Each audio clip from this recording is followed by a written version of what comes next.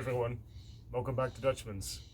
In today's video, I've got a very exciting one for you because we're going to be talking about beneficial fungus, which is something that is very important. It is part of a healthy ecosystem, and so having this in the soil is just another element of having the entire healthy soil whole picture. So the one that I actually have right now is an Mycorrhiza. This particular one, it is 2 pounds worth, which is quite a bit. Generally you don't see them this big, but I just figure, you know, it's just more trees and shrubs that I can treat. So there's two different types that you see most commonly. One of them is this Mycorrhiza, and then another one is an Mycorrhiza. The Mycorrhiza, this one here, is the one that actually attaches all the way into the cells of the root, and then from there it gathers the nutrients and micronutrients and the water as well. The Mycorrhiza is essentially forms a bit of a cap over the root tip, and then the hyphae attach to the root itself, but doesn't actually attach to the cells themselves. There are some instances where it can do that, and in that case it's called Mycorrhiza, but that's kind of another little subset. There's many more different varieties out there, but those are the two pretty common ones that you can usually buy to inoculate your trees and your soil with for their benefits. So this excites me quite a bit. I'm not affiliated with this brand at all, but there's 7 different species in this bag, which was quite a few. There's anywhere from like 3 all the way up to the 7. That's what I found most commonly. You can get this at nurseries, you can get this sometimes in big box stores, but nurseries should definitely carry it. This I personally had to order online, partly because of all the craziness going on in the world right now. We're actually getting some rain, which is great. You want to do this ideally right before you're going to get a big rainstorm, because that really helps settle it in the soil, activate it, and get it going. So right now we've had rain this morning. We're expecting rain for the next couple of days, finally, because there's a lot of fires around us. And yeah, so this is a good time to do it. And if you're gonna water it yourself, then you don't want to use chlorinated water. If you are going to use chlorinated water, then you would have to neutralize that chlorine, and you can do that actually with vitamin C. Vitamin C tablets, just crush that up, mix it in, make sure it dissolves in the water. That's one way to neutralize the chlorine. And another way, of course, the best water to use would be just rainwater. You can also use distilled and reverse osmosis water, but that kind of gets pretty costly. You don't get a whole lot of it generally, especially with the amounts of water that you would need to water a big container. So rainwater or just neutralizing the chlorine in tap water would be the best way to go about it, in my opinion. So I think that covers everything. So let's just show you how I apply some of these things.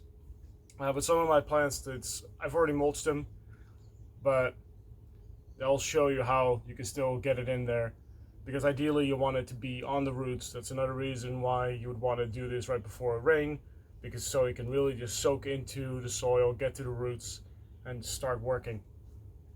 This is something that I'll probably do this one time. This is not something that you have to do every 3 months or even every year. If you wanted to reapply it, you're really talking like once every 3 to 5 years. So this is not like a regular fertilizer where you have to constantly add it. So that's kind of a good thing in my opinion. You know, just because it's going to be actively working, especially if you're keeping the soil mulched and you're keeping it protected in there, keeping it well watered and everything else, just like you normally would, then you really should get a lasting benefit from applying this.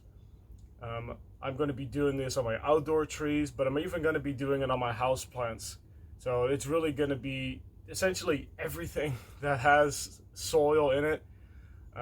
This is going to get the treatment. Aside from, I don't know if you can see it, my Venus flytrap right there that we potted up in another video. That's not going to get it, of course. That doesn't benefit from that.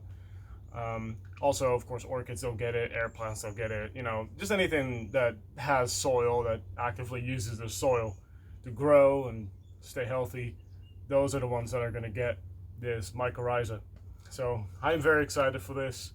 I'm very excited to even, I'm not really expecting mushrooms. I didn't really look into like if that actually would produce the mushrooms coming up. But if I do, then I think that would be pretty cool. I feel like that's just another element of growing. It's not just about the tree that you're growing in there. It's also about all the different ecosystems, like the beneficial bacteria, the beneficial microbes, the beneficial fungus, of course, but also beneficial insects like mites and things like that, springtails, worms, all of that stuff. I just think all of it is very exciting, and it's all very important. And the more of these systems that you have, really the easier gardening becomes, because you just have that natural ecosystem that just takes care of everything. The only thing that you really then have to do is water, which, you know, we can all do that. And of course, making sure that you have mulch on the soil to have that breakdown happen, so you continuously have that the nutrients going into the soil, so you don't even have to fertilize too much. But that's an entirely different topic for another video. But yeah, all these different systems play into each other. So I just want you to bear that in mind. So with all that said, that was a long intro, but with all that said, let's go apply some of these things to the soil now. I just wanted to highlight how tall that apple tree got. Look at how incredibly tall. That has to be at least like 8 foot, like, which is probably about 2.5 meters. The thing is just super tall. I can't wait to show you how I'm going to prune that. But talking about mycorrhizae, how we're gonna apply that. Applying these mycorrhizae is gonna be pretty straightforward. We got a good little scoop right here. So this is what it looks like. 7 different species are present in here. So you want to make sure that it's ideally covered by something. So what I'm going to do is kind of take the mulch away from a couple different spots. You can see roots right there, because ideally you get this down to the roots if you can, but I don't really want to dig into soil because I don't want to start damaging those roots either. Hopefully you can see that in there. All this right here, that's all little root hairs. So that's ideal. You can even just use this as a top dressing as well, but you just want to make sure that you protect it. So I'm going to sprinkle some on there, just a little bit, and then cover it back up.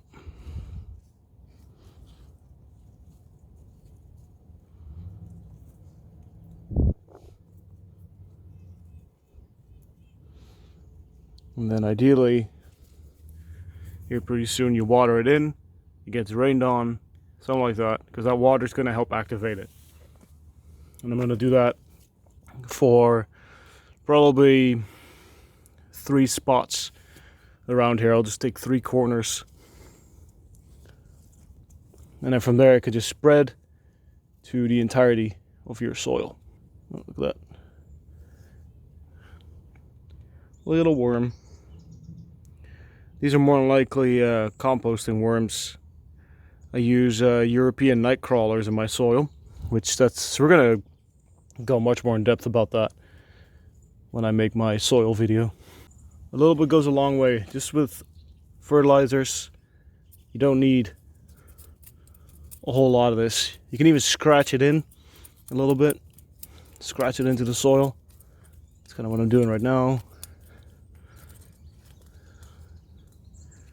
And cover it back up. You want to make sure to use the mulch, because you want to make sure that you protect the fungus, beneficial mycorrhizae.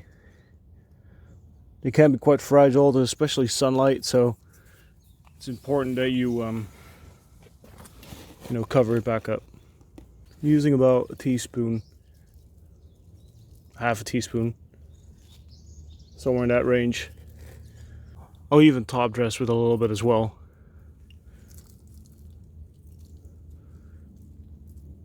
Because I really want to make sure it's in there.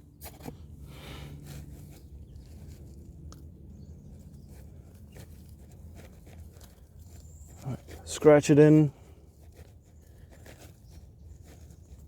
Top dress with it. Make sure you kind of just work it into soil there. I'm still doing that even though I just top dress with it. Just making sure I tap it in. Get it down to the soil. And make sure you water it in.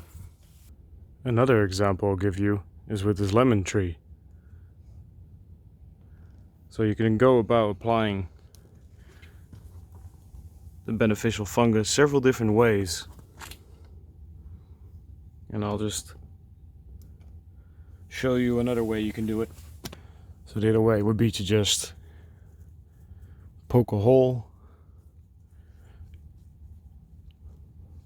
Ideally, I feel a bunch of big roots, so ideally without hitting any roots there. And then applying into the hole right there. Kind of poking it down in there. And then covering it back up.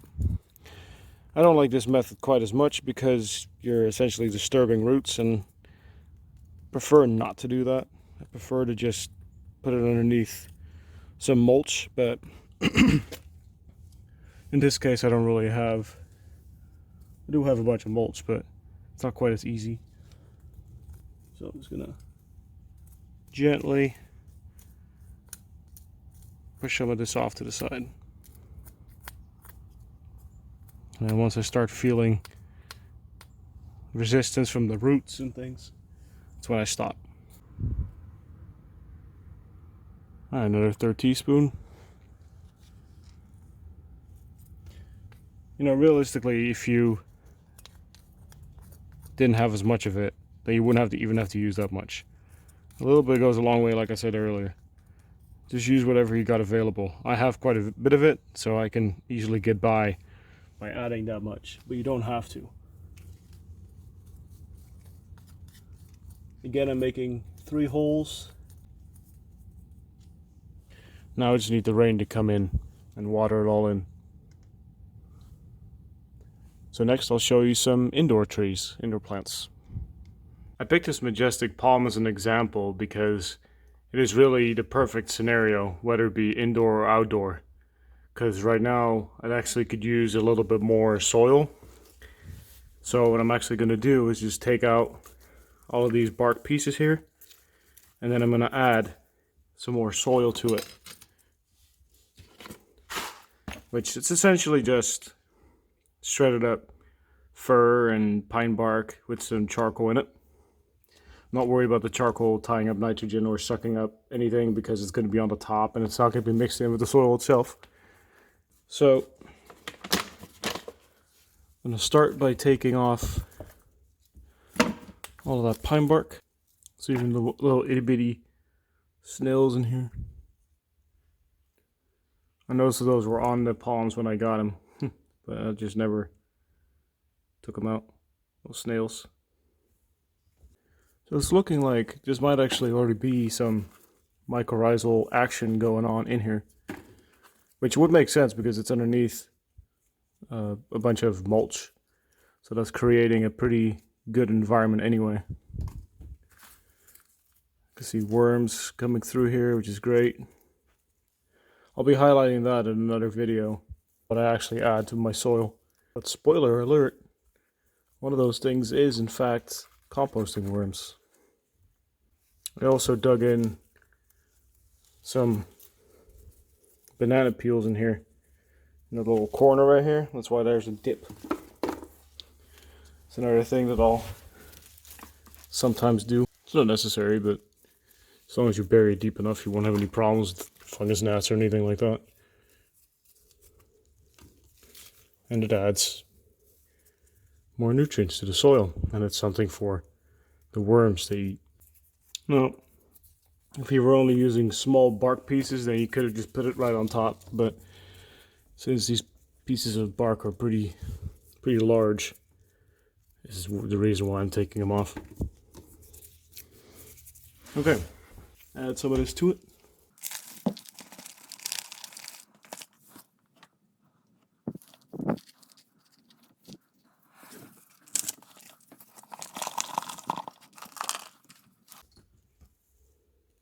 Are you playing with everything, Sasha?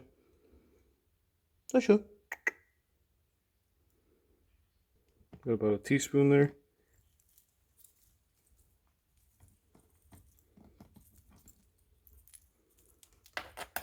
Let's add a little bit more. Little kitty. What are you doing, eh? Eh?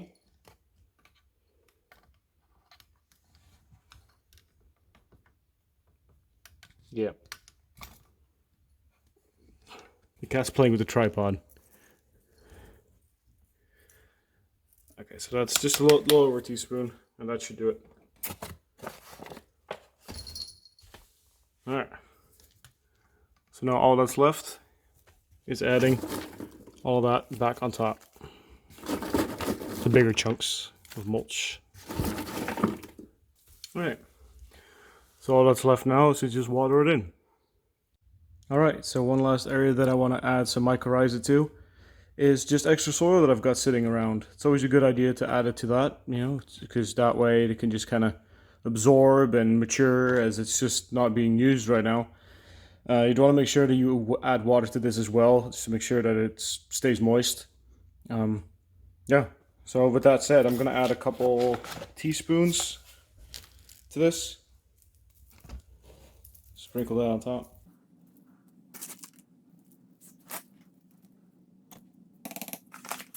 And then you just want to make sure that you work it in a little bit, of course.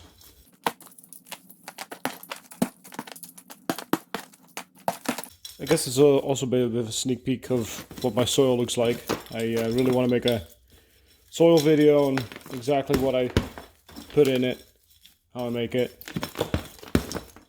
So that'll be coming up soon. Alright everyone, that was it for this episode. Make sure that you get some beneficial fungi, or aka mycorrhiza, for yourself.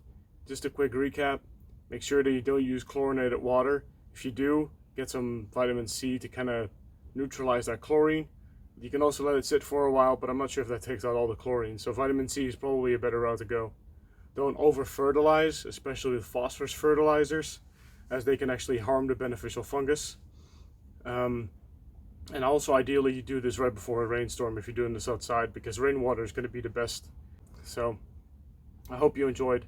Consider subscribing, and we'll see you in the next one. Tot de volgende keer.